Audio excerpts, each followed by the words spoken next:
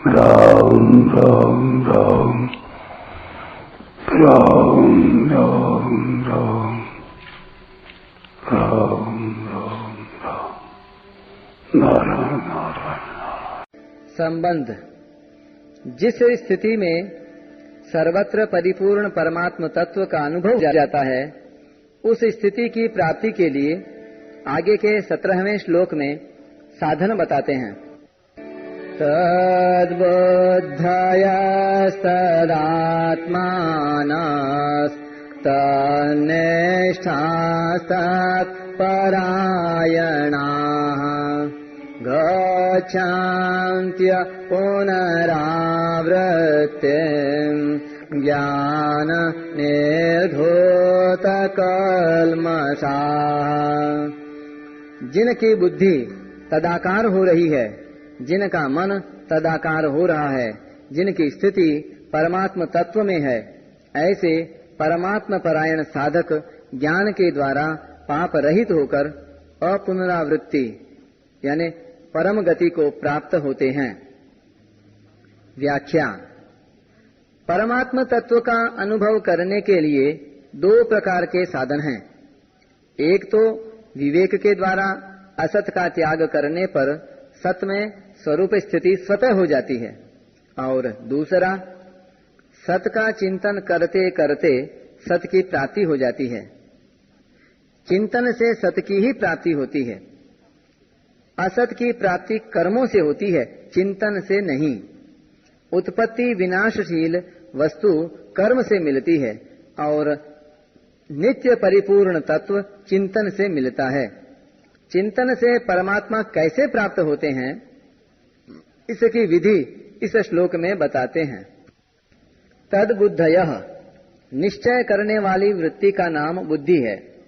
साधक पहले बुद्धि से यह निश्चय करे कि सर्वत्र एक परमात्म तत्व ही परिपूर्ण है।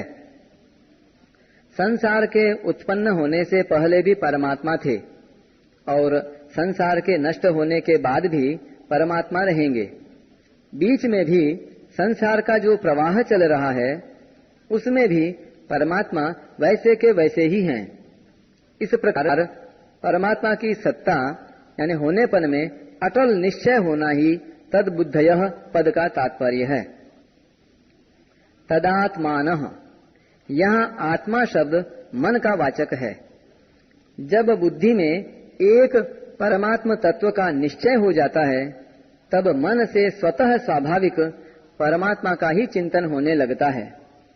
सब क्रियाएं करते समय यह चिंतन अखंड रहता है कि सत्ता रूप से सब जगह एक परमात्म तत्व ही परिपूर्ण है। चिंतन में संसार की सत्ता आती ही नहीं। तन्निष्ठा, जब साधक के मन और बुद्धि परमात्मा में लग जाते हैं, तब वह हर समय परमात्मा में अपनी स्वयं की स्वतः स्वाभाविक स्थिति का अनुभव करता है। जब तक मन बुद्धि परमात्मा में नहीं लगते, अर्थात मन से परमात्मा का चिंतन और बुद्धि से परमात्मा का निश्चय नहीं होता, तब तक परमात्मा में अपनी स्वाभाविक स्थिति होते हुए भी उसका अनुभव नहीं होता। तत्परायणाः, परमात्मा से अलग अपनी सत्ता न रहना ही परमात्मा के परायण होना है। परमात्मा में अपनी स्थिति का अनुभव करने से अपनी सत्ता परमात्मा की सत्ता में लीन हो जाती है और स्वयं परमात्मा स्वरूप हो जाता है। जब तक साधक और साधन की एकता नहीं होती, तब तक साधन छूटता रहता है, अखंड नहीं रहता। जब साधकपन अर्थात अहम भाव मिट जाता है, तब साधन साध्य रूप ही हो जाता है, क्योंकि वास्तव में साधन और साध्य दोनों में नित्य एकता है। ज्ञान निर्धूत कल्मषाः, ज्ञान अर्थात असत के विवेक की वास्तविक जागृति होने पर असत की सर्वथा निवृत्ति हो जाती है। असत के संबंध से ही पाप पुण्य रूप कल्मष होता है, जिनसे मनुष्य बंधता है। असत से सर्वथा संबंध विच्छेद होने पर पाप पुण्य मिट जाते हैं। गच्छन्त्य पुनरावृत्तिम। असत का संग ही पुनरावृत्ति यानी पुनर्जन्म का कारण है। कारणम गुण संगोस्य सदसद योनि जन्मसु। असत का संग सर्वथा मिटने पर पुनरावृत्ति का प्रश्न ही पैदा नहीं होता। जो वस्तु एक देशीय होती है उसी का आना जाना होता है। जो वस्तु सर्वत्र परिपूर्ण है वह कहाँ से आए और कहाँ जाए।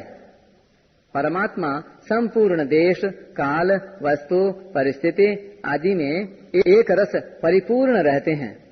उनका कहीं आना जाना नहीं होता। इसलिए जो महापुरुष परमात्मा स्वरूप ही हो जाते हैं उनका भी कहीं आना जाना नहीं होता। श्रुति कहती है न तस्य प्राणा उत्क्रामन्ति ब्रह्मैव सन् ब्रह्मात्येति। उसके प्राणों का उत्क्रमण नहीं होता, वह ब्रह्म ही होकर ब्रह्म को प्राप्त होता है। उसके कहलाने वाले शरीर को लेकर ही यह कहा जाता है कि उसका पुनर्जन्म नहीं होता। वास्तव में यहाँ गच्छन्ति पद का तात्पर्य है वास्तविक बोध होना, जिसके होते ही नित्य प्राप्त परमात्म तत्व का अनुभव हो जाता है। परिशिष्ट भाव। अस्वाभाविकता में स्वाभाविकता की भावना मिटने पर एक परमात्मा के सिवाय अन्य किसी की स्वतंत्र सत्ता नहीं रहती और साधक परमात्मा स्वरूप ही हो जाता है, जो कि वास्तव में स्वतः सिद्ध है। अतः उसके पुनः संसार बंधन में आने का प्रश्न ही पैदा नहीं होता। सर्गेपि नोपजायन्ते प्रलये न व्यथन्ति च।